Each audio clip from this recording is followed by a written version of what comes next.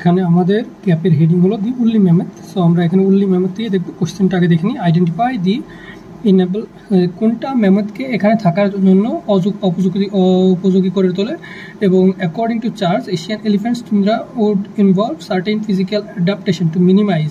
কী ধরনের physical adaptation হবে minimise করার জন্য, কোনটা মিনিমাইজ করার জন্য, এটা একটা প্যাসেজেই পেয়ে যাবো।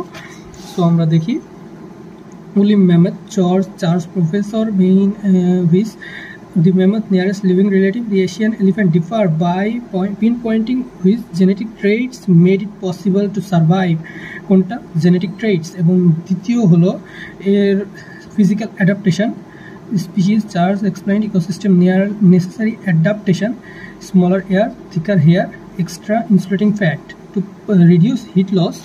এখানে অ্যান্সারে আসবে জেনেটিক ট্রেটস